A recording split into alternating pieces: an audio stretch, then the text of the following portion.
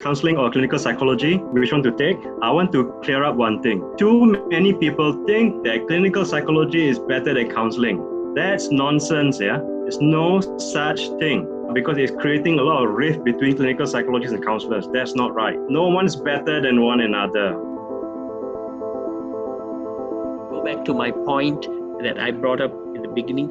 Is this your calling? Are you called to be a counsellor or a clinical psychologist or psychiatrist? Because it will demand a lot out of you. Interacting with people who come to you with a lot of needs actually draws a lot of energy out of you. So it is not an easy job. It might look glamorous, but it is also very challenging. So get to know more about what you're going to go into. Some of you have asked the difference between like neuropsychology, neurology, neuroclinical psychology, clinical neuropsychology. One of the easiest things to do is go onto the APA website, American Psychological Association website.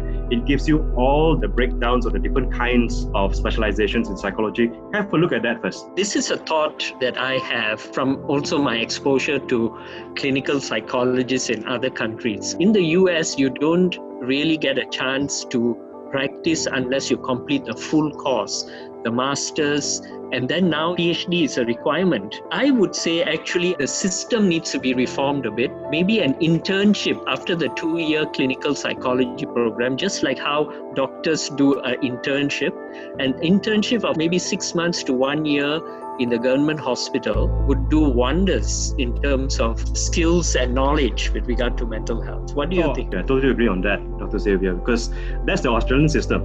Like if I were to go back to Australia now where I was trained to practice as a clinical psychologist, I wouldn't be registered. I need to do at least a 1-year supervised internship. This is post-doctorate, before I can be fully registered as a clinical psychologist. Right. That's how they make sure that equality is there. And I agree, I think we should do something like that. I mean, the reformation in that sense, I think that should happen because 2 years of masters is not enough. And I'm hearing from a lot of master's level trained clinical psychologists in Malaysia, when they finish after 2 years, they say, look, we need more training. This is just not enough.